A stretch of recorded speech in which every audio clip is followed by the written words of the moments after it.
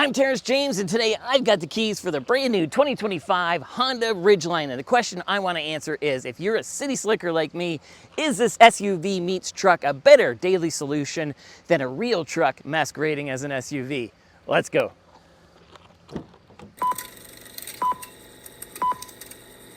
Hey! That thing got a Hemi? Yeah. Sweet.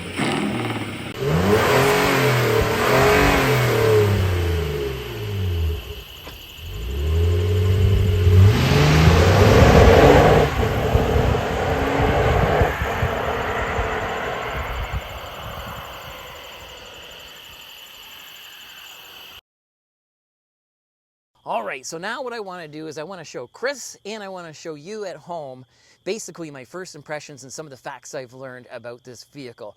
All right, so first of all, you're looking at the 2025 Honda Ridgeline, as we said, which is Honda's attempt to get into the North American truck-crazed market. So it is their attempt at a mid-sized pickup truck. Nothing new for 2025 as far as refresh or anything else like that goes.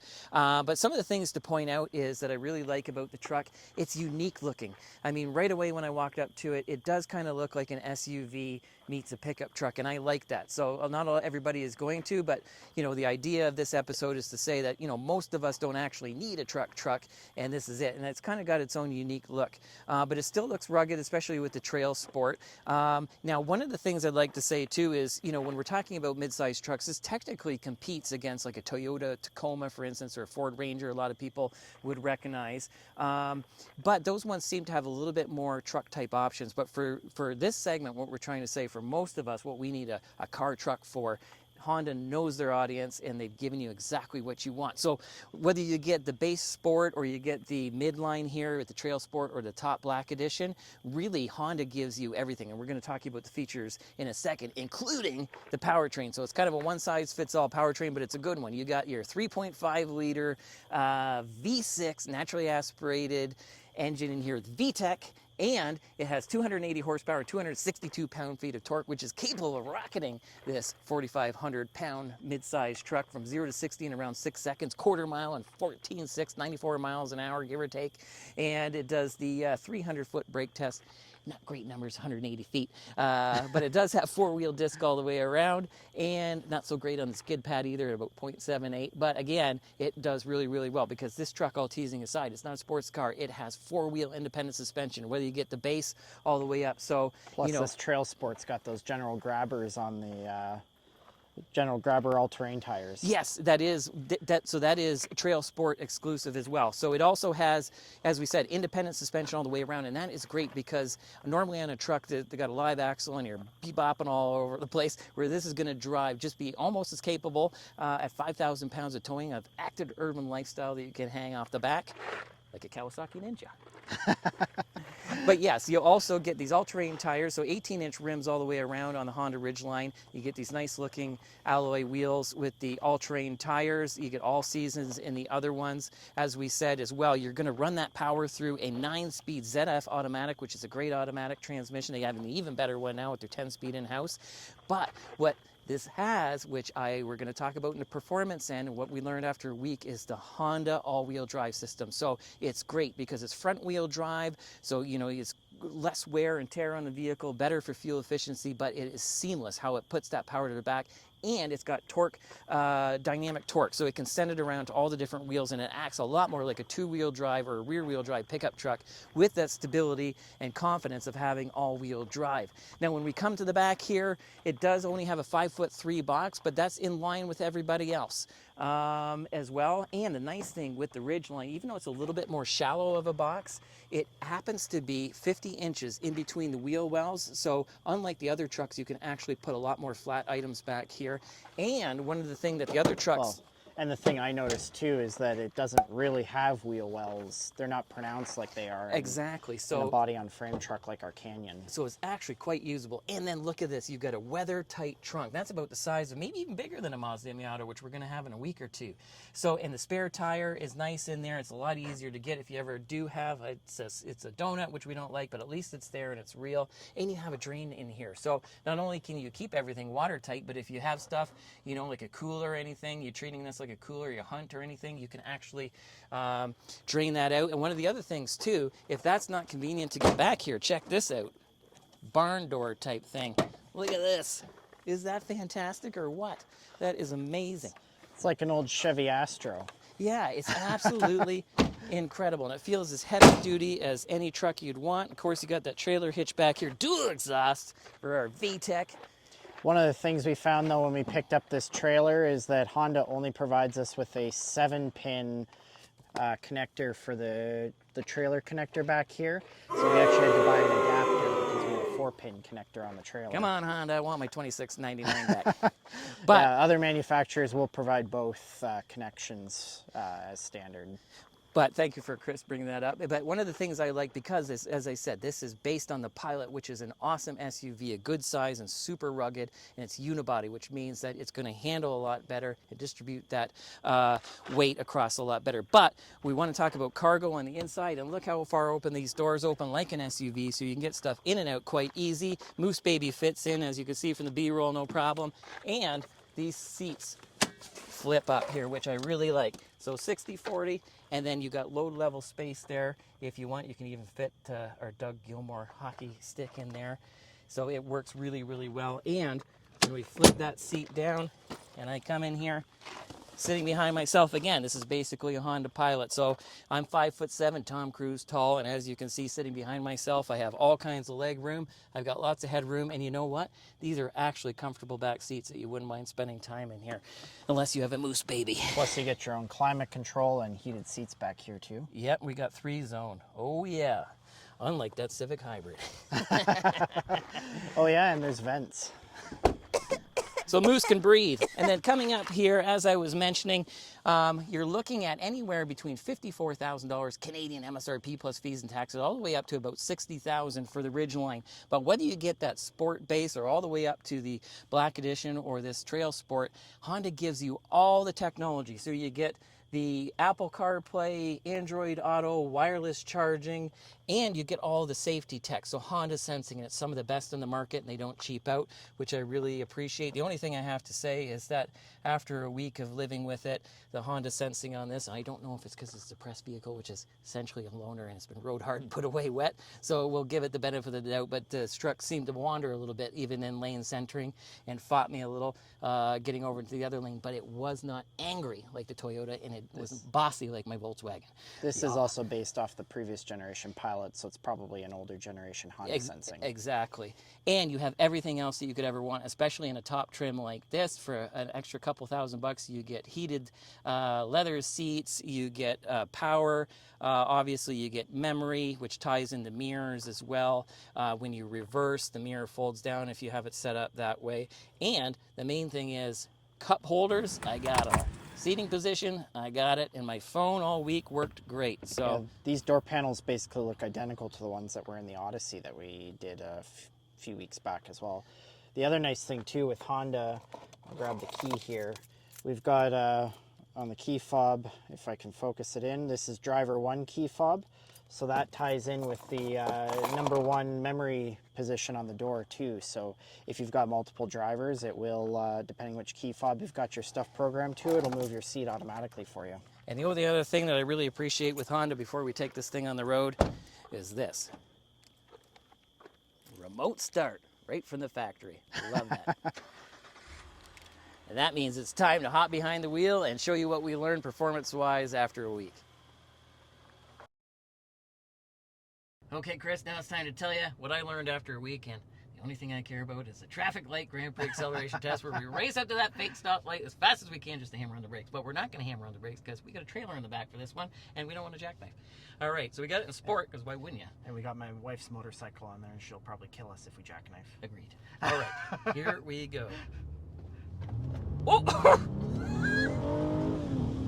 This is probably the slowest Kawasaki Ninja's ever gone. All right, and we're hammering on the brakes. Ooh, no jackknife.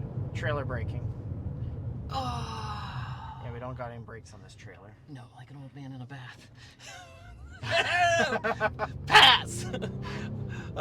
in all seriousness, that really works great. So basically, what I wanted to say in this segment is, what did I learn after a week? And I didn't learn a lot in the sense of my first impressions are still holding up.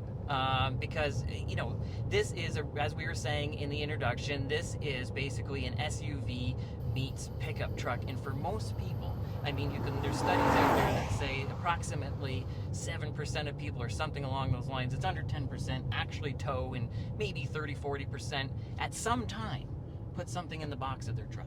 Right. And may or may not be dirty.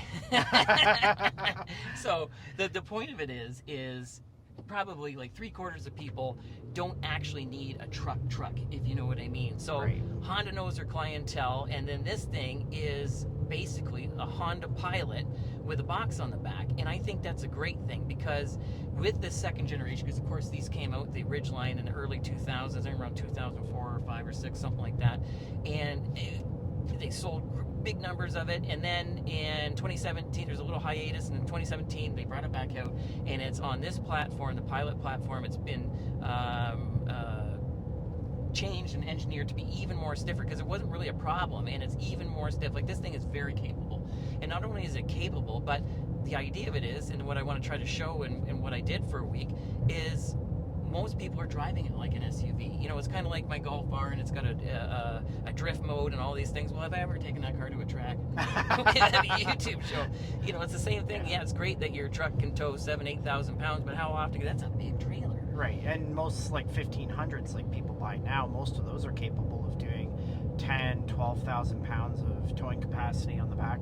You can't even, at least here in Ontario, you can't even tow with that with a normal driver's license. You have to have a commercial license to do that kind of towing. Exactly, and it's all in perspective as well, because I was beside an older Ford F-150 the other day, and when I say older, probably, let's say, I don't know, like 2009 or something, and I literally was the same size as that guy. Yeah.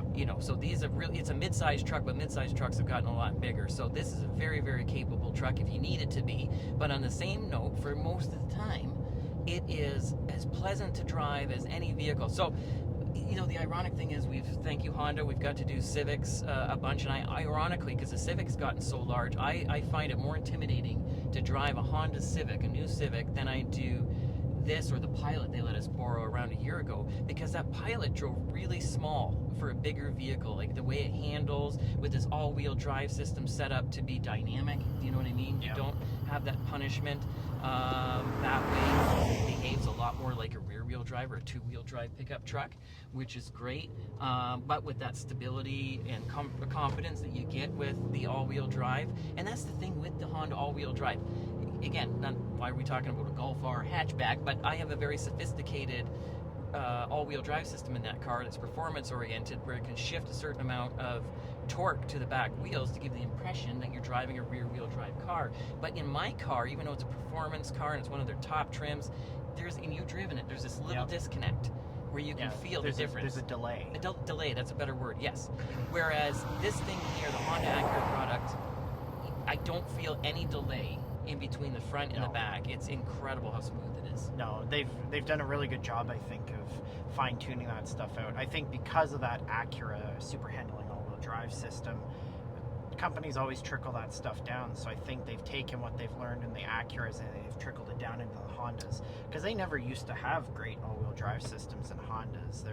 I remember seeing, I think it was TFL put one. They did something with rollers or whatever. And yes, I saw that episode. Yes. If you got the front wheels, if the front wheels didn't have traction, the CRV couldn't get itself going. Yeah, exactly. Whereas this has really been improved, and there's a thing on the dash where it shows you torque shifting around, and it does, just like my car, it does move around quite a bit.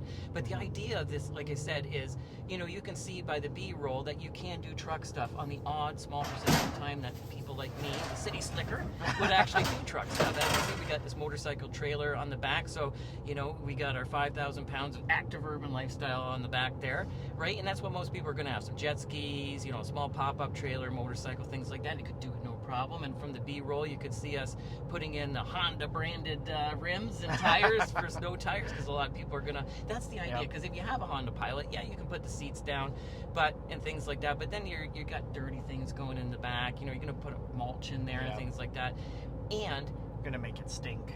Yeah, you know, and the thing I really like about this as well, what we brought out in the other segment when we did the walk around, is you have that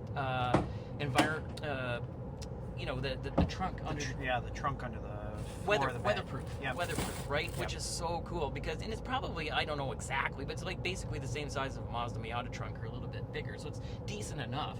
And you keep your stuff hidden in there and dry if you got groceries or whatever, because you got everybody in the back. And the spare tires in there too, so it's not exposed to the elements. It's like get it is in a normal seized, truck. yeah, Yep. exactly. Because your wife is a technician, and she's talked about that before. You know, the underhanging ones, traditional. Sometimes they're not easy to get off. You know what I mean? So. Yeah, you'll actually need it. You'll be on the roadside and you can't get it off because it's all seized up. It's been there for years. You've never moved it, and it's exposed to rust and salt and whatever. So right, but the thing of it is, and when we look at the fact that it's basically an SUV with the box, is when you're not using that box, you do have a true 5-seater here that's as comfortable as anything in the back. You got lots of space. You got 60-40 split seats, unlike a Pilot, for instance. These flip right up, and you got load level space and a lot of it back here. It's just more versatile. Yeah, the magic seat. Yeah, the magic seat, and they really are magical. They really are. And there's lots of space for moose. Yeah, lots of space for moose. I mean, I've really enjoyed the week in this, in the sense of I've got to pretend to be a man's man and do some trucking with some truck stuff. But on the same note, when I did my 99.9% of daily driving use, I could park the thing, as you can see in the B-roll, because I get intimidated. A lot of people do with bigger vehicles. It was easy to go through drive-throughs. I could get Moose Baby, the Canadian cargo test, and the actual Doug Gilmore tiny little stick fits back here as well. So, you know, if you don't want the things out in the element. So I'd have to say, all in all, this has been a great week with this vehicle. It's everything that 90-some-odd% of us need in a truck. So leading to the final thoughts, I have to say, as a true city slicker, I think that this is great, because this is the kind of truck that me and most of us need. And you, being an actual truck guy who has a truck for truck purposes, what do you think? What are your final thoughts? Yeah, I mean, I think there's, sure, when you get something like a body on frame truck, like we have a GMC Canyon, it's got the diesel engine in it. Yes, we could tow 7,700 pounds. Have we ever towed 7,700 pounds with it? No. We've probably towed 4,000 pounds at the most, which we could do with this truck. We take it camping, we haul stuff around in the bed. Things like gas cans. I don't want to put gas cans in the trunk of my Civic. I put gas cans in the bed of the truck, which would be another benefit to this as well. But you can do, this bed is similar in size to our bed. You can basically do everything that, in this truck, you can essentially do everything that we can do in our truck. Just, it rides better, it handles better, it's more refined because it has that unibody structure. I think actually the payload's higher than our Canyon too, because of the just unibody. a tiny bit. Yeah, exactly. But yeah, like overall, in almost all objective ways, this is realistically a better truck. The only thing that's not as good is the fuel economy. Right. So we'll leave it at that. Thanks for watching, and if you've subscribed already, thank you so much for the support, and if you haven't, consider doing it, and turn on your notifications. Also, head over to Facebook and Meta, because Chris here is a professional writer, and he writes great articles with a lot more detail on every single vehicle that we review. And most importantly, I'm talking to you, Mom, it is time to subscribe. And we'll see you again next time.